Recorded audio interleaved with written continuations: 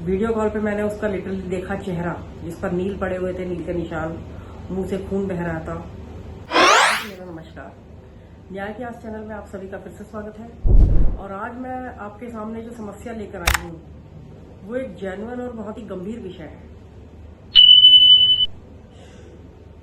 जो कि है शराब पी के अपनी पत्नी के साथ मारपीट करना पति के द्वारा।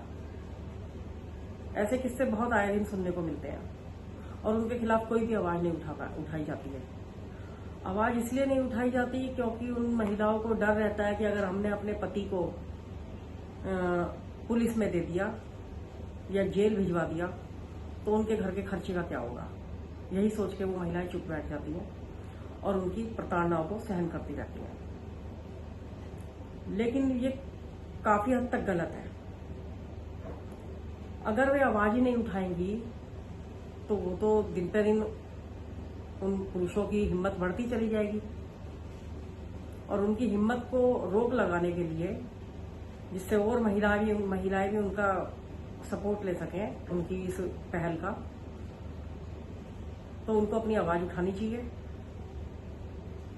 एक किस्सा तो अभी मेरी मेड का ही है। वो 4 दिन से यहाँ पर हमारे यहाँ काम पर नहीं आ रही है। रीजन बताया, वीडियो कॉल पे मैंने उसका लिटरली देखा चेहरा, जिस पर नील पड़े हुए थे, नील के निशान, मुंह से खून बह रहा था। मैंने उसको फिर तुरंत बोला कि जाकर अपने हस्बैंड के खिलाफ तुम कंप्लेंट कराओ, जाके पुलिस में, मतलब अपनी जो भी आपका नियरेस्ट थाना लगता है वहां जाओ, पुलिस में जाके अपनी कंप्लेंट कराओ। पुलिस तुम्हारा मेडिकल कराएगी, मेडिकल के आधार पर तुम्हारे पति के खिलाफ एफआईआर दर्ज होगी। लेकिन वो बेचारी इस डर से कि अगर पति को पुलिस में दे दिया तो उसके बच्चों का क्या होगा, उसके बच्चों का खर्चा कैसे चलेगा, क्योंकि कुछ ना कुछ तो पति खर्चा देता है, लेकिन बदले में उसको मार बहुत खानी पड़ती है अपने पति से। ये भी बहुत एक गलत और बहुत ही गंभीर विषय है और महिला के साथ इस तरह की क्रूरता करना कोई जानवर पने से कम नहीं है। लेकिन मेरा कहना है कि इस प्रताड़ना को आखिर कब तक सहेंगी। जब घर से निकली है काम करने के लिए, जहां 4 घर काम कर रही है वहां 8 घर कर लेगी। उस आदमी से पीछा छुड़ाए, दिन भर काम करेगी, रात को पिटाई खाए आदमी की। कुछ हमारी भारतीय महिलाओं में ये भी होता है कि भाई पति है, परमेश्वर है, मार रहा है तो उसका अधिकार है। हम लोगों ने दे रखा उनको अधिकार। ऐसा अधिकार होता नहीं है। अधिकार हम लोग ही बनाते हैं, हम भारत की महिलाएं ही बनाती हैं कि पति को उल्टा ना जवाब दें, मारे ना उल्टा। ठीक बात है, पति के साथ अच्छा व्यवहार करना चाहिए, लेकिन पति इस लायक तो हो। पति आपको चप्पलों से मार रहा है, घूसे मार रहा है, कुछ भी उठा के फेंक रहा है, इस हद तक जानवरपना दिखा रहा है कि तुम्हारे खून निकल रहा है मुंह से, हड्डियां टूट रही हैं, फिर किस काम का है वो पति। मां दुर्गा ने भी काली का रूप ले लिया था राक्षसों का संहार करने के लिए। इस तरह के हस्बैंड किसी राक्षस से कम नहीं होते हैं और महिला चाहे तो उनके खिलाफ आवाज उठा सकती है। जब समस्या ऐसी आ जाए कि महिला के साथ रोज इस तरह की फिजिकल प्रताड़नाएं हो रही है, मेंटल और फिजिकल टॉर्चर उसको झेलना पड़ रहा है, तो उसको कभी ना झेलें, उसके खिलाफ आवाज उठाएं। आपके पास बहुत सारे लीगल रेमेडीज हैं जिसके सपोर्ट से आप अपने फेवर में बहुत सारे कानून यूज कर सकती हैं। 498 ए है, जो कि बहुत ही शॉर्टकट रास्ता है महिलाओं के फेवर का। क्रूरता का जो कानून है वो लाया ही इसीलिए गया कि हमारी महिलाओं पर इतना ज्यादा क्रूरता हो रही थी समाज में, तो उस कानून का वो फेवर ले सके, अपनी आवाज कानून तक पहुंचा सकें। तो इसकी जो प्रक्रिया होती है, अगर किसी महिला के साथ कोई मारपीट हो रही है, वो तुरंत अपने नियरेस्ट पुलिस स्टेशन में जाए, अपनी चोटें दिखाएं पुलिस वालों को, उनके साथ जाके अपना मेडिकल कराएं, मेडिकल के आधार पर अपने पति के खिलाफ एफआईआर दर्ज करके उसको जेल भिजवाएं।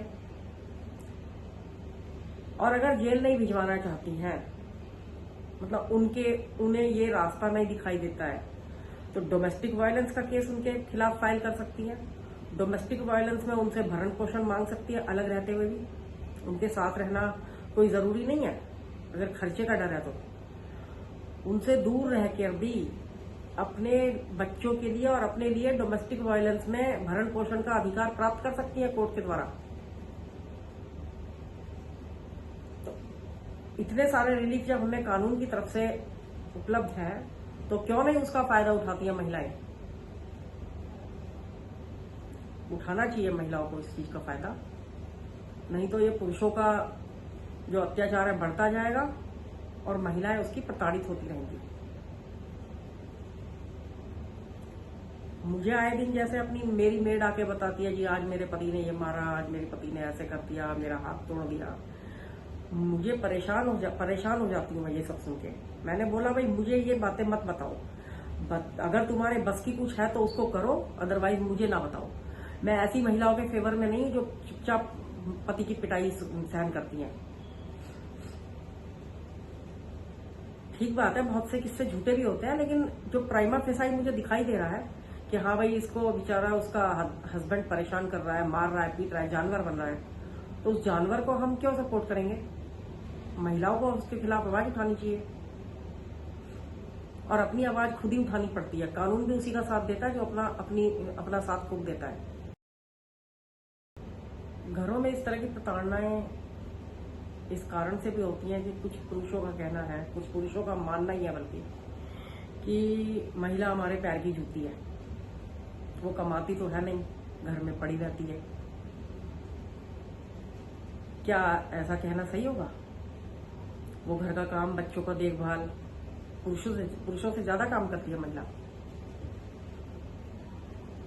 अगर रेशो देखा जाए तो पुरुष से अधिक महिला काम करती है, उसको कोई सैलरी नहीं मिलती है उस काम की, और उसके बाद वो अपने हस्बैंड की खरी खोटी सुने और पिटाई खाए रात में घर आकर।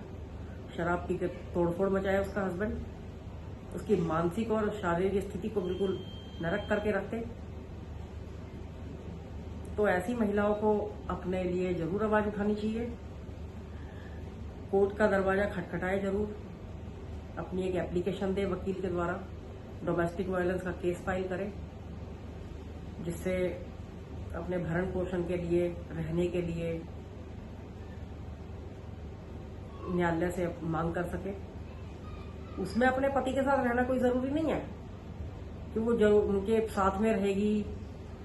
घरेलू हिंसा के केस में आप अलग रह के भी खर्चा ले सकते हैं।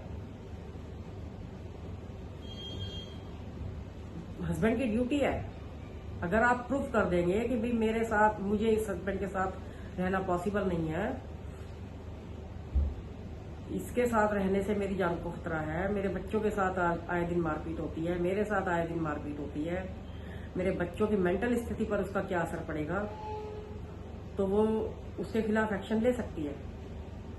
और कोर्ट भी ऑर्डर करती है, कोर्ट भी जो है मतलब महिला के फेवर में ऑर्डर करती है कि हाँ महिला को खर्चा दिया जाए, उसको रहने की व्यवस्था दी जाए, उसको मेडिकल ट्रीटमेंट का खर्चा दिया जाए। इसके लिए जरूरी नहीं है कि आप उसके साथ रहें। समाज में इस तरह की जो घटनाएं होती हैं महिलाओं के साथ, आखिर उनका रीजन क्या है, उसके पीछे का कारण क्या है? एक तो जो मैं अपने स्तर से देख पा रही हूँ, लगता है कि शिक्षा का अभाव है, जिससे अपने अधिकारों की जानकारी नहीं है महिलाओं को, कानून की जानकारी नहीं है। कानून की जानकारी जरूरी नहीं है खैर हर किसी को हो, लेकिन अपने अधिकारों का ज्ञान जो है शिक्षा का अभाव होने के कारण उनमें नहीं होता है। तो उन जैसी महिलाओं को हम सहयोग कर सकें, उसके लिए मैं सोचती हूँ कि मुझे अपने एंड से जो भी उनकी हेल्प हो जाए वो कर सकूं। सेल्फ सेटिस्फैक्शन भी मिलता है और किसी के काम आ सके, ये भी होना चाहिए, एक ह्यूमन टेंडेंसी।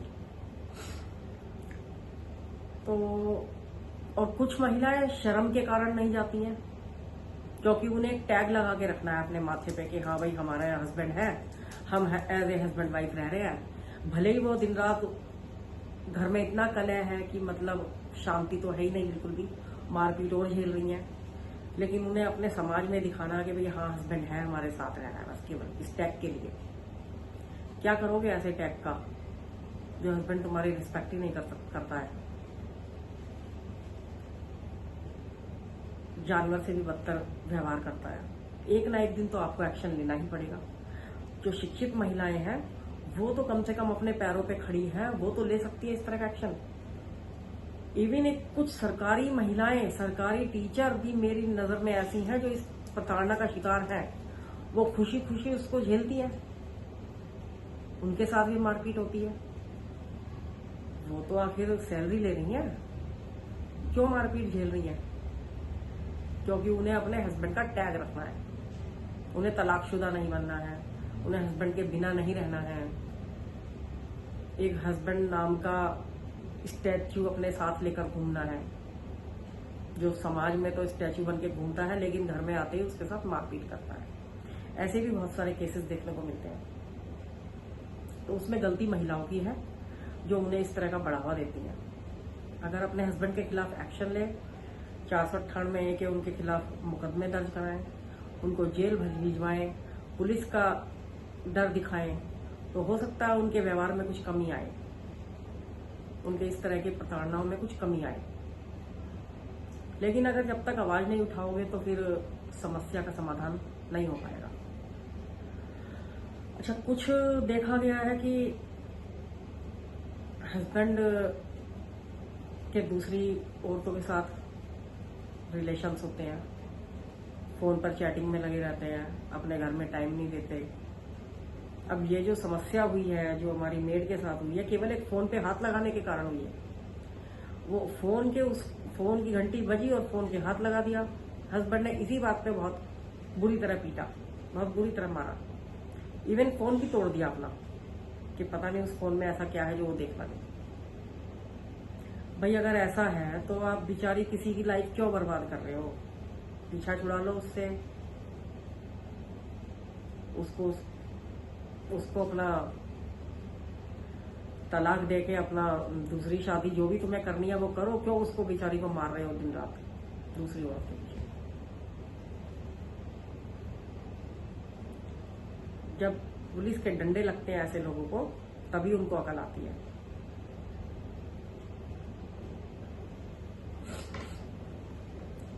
तो जैसा कि मैंने बताया कि 498A तो फास्ट प्रोसीडिंग है, जिसमें आप तुरंत ही भय दिखा सकते हैं पुलिस का अपने हस्बैंड को, जिसके खिलाफ भी कार्रवाई की जा रही है। लेकिन जो डोमेस्टिक वायलेंस है, लेकिन डोमेस्टिक वायलेंस में एक चीज अच्छी है कि आप अपने हस्बैंड के साथ रहें या ना रहें, उनसे रहने का अधिकार, खर्चे का अधिकार दूर रहकर भी ले सकते हैं। और कोर्ट ऑर्डर करती है, कोर्ट को ऑर्डर करना पड़ता है।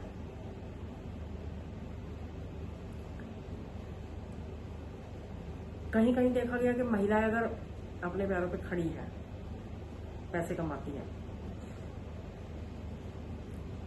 तो वो भी लेकिन अपने खिलाफ आवाज नहीं उठा पाती। पता नहीं ऐसा क्यों करती है। शायद उन्हें ऐसा उम्मीद होती है कि हस्बैंड आज नहीं तो कल सुधर जाएगा, आज नहीं तो कल सुधर जाएगा, लेकिन वो कल कभी नहीं आता। हस्बैंड की आंख में सूअर का बाल होता है, ऐसे हस्बैंड के हाथ में जो कभी सुधरने वाला होता ही नहीं है। और ऐसे हस्बैंड के साथ तो रहना कोई, मेरे हिसाब से कोई अक्लमंदी नहीं है। अपने बच्चों का भी फ्यूचर बर्बाद करना है। अगर वाइफ किसी लायक है, अपने पैरों पर खड़ी हो सकती है, पढ़ी लिखी है, तो वो हस्बैंड को छोड़ दे। अब बहुत कुछ पुरुष मेरी इस वीडियो को देखकर उस पर कमेंट करेंगे कि आप महिलाओं को बढ़ावा दे रही हैं, लेकिन ये जेन्युइन प्रॉब्लम है। मैं गलत बातों के लिए नहीं कह रही हूँ किसी को कि चलो भाई फर्जी मुकदमे लगा दो। फर्जी मुकदमे के तो मैं भी खिलाफ हूँ, क्योंकि घर में शांति तो दोनों ही पार्टी को बना के रखनी पड़ती है। थोड़ा बहुत नोकझोंक चलता है, कोई बात नहीं, हर घर में होता है, लेकिन एक इस हद तक मारपीट की, हड्डी टूट जाए और खून निकल जाए और बाल पकड़ के खींचना, मारना, पीटना, दुनिया भर की गाली गलौज करना, ये कहाँ की इंसानियत है। अब एक शख्स ने हमें कमेंट में लिखा कि उनकी वाइफ शादी से पहले भी एप्रिल अफेयर्स में थी और शादी के बाद भी, शादी को 8 साल हो गए हैं, उन्होंने डाइवोर्स फाइल किया हुआ है एडल्ट्री के ग्राउंड पर, लेकिन उसके अगेंस्ट में क्रॉस केस उनकी वाइफ ने कर दिया है दहेज का और बच्चों की कस्टडी का। क्रॉस केस बढ़ते चले जाते हैं ऐसी कंडीशन में। कोर्ट में मुकदमा किसी के फेवर में हो नहीं पाता है। हस्बैंड अपने मतलब के मुकदमे डालते हैं, वाइफ अपने मतलब के मुकदमे डालती हैं।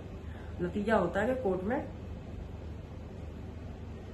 केसेस की भीड़ बढ़ती जाती है और इसीलिए न्याय डिले मिलता है या मिलता भी नहीं है। कई बार 20-20 साल मुकदमे लड़ते लड़ते बीत जाते हैं।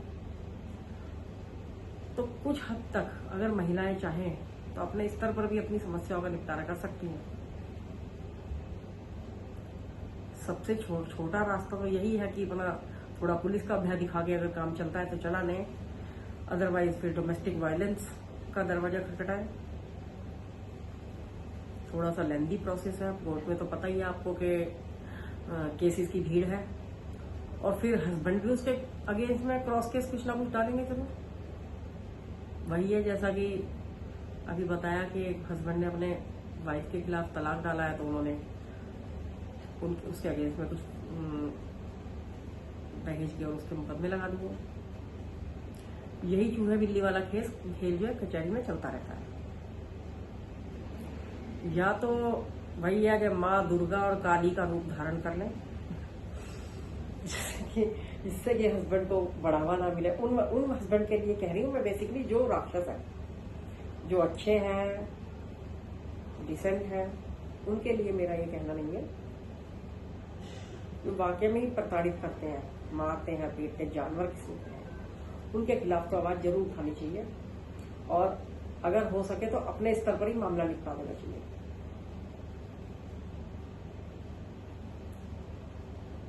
अगर हस्बैंड एक लगाए तो उसके चार हफ्तों से उसका जवाब देना पड़ेगा, मजबूरी है। कब तक पिटेगा? और अगर तब भी ना सुधार हो तो फिर तो पुलिस है ही। पहले अपने लेवल पे अगर कुछ कर सकते हैं तो करें, अदरवाइज लंबा प्रोसेस है ही, फिर कोर्ट कचहरी होगा, उसमें भी कुछ हासिल खास हो नहीं पाता है सबको। वही है कि न्याय भी पैसे वालों के लिए होता है, गरीबों के लिए वहां पे कुछ नहीं है।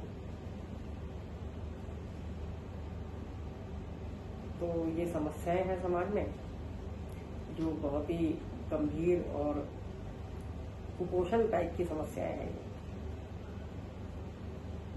जिससे हमारा समाज बहुत ही ग्रसित होता जा रहा है।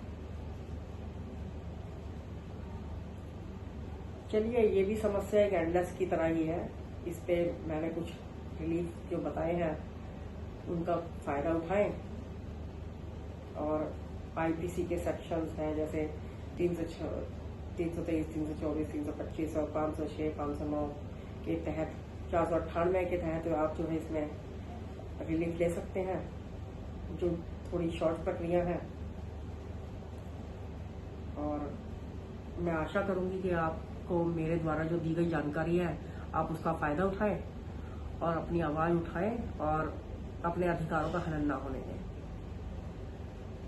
अपनी लाइफ को जानवर वाली ना बनाएं। मतलब कि अब अगर किसी सामने हस्बैंड के लिए आपकी एक जानवर से ज्यादा औकात ही नहीं है तो उसके साथ रह के करना क्या है, इसको छोड़ दें। रोज झेलने की अपनी आदत ना बनाएं। और इसमें जो शराब पी के मारपीट होती है ना, इसमें कोई आपको आईपीसी का जो सेक्शन 82 है या 83 है, 84 के तहत भी आपको कोई प्रोटेक्शन नहीं मिलता है कि भाई आपको आपके एक्ट की जानकारी ही नहीं है कि आपके द्वारा हो क्या रहा है। ये इंटेंशनली मारपीट होती है। और कभी कभी इस हद तक मारपीट हो जाती है कि अपाहिज हो जाए या मर जाए, जान से तक भी मार देते हैं लोग। 302 का मुकदमा भी लग जाता है। अल्टीमेटली तुम्हारे बच्चे अनाथ हो जाएंगे।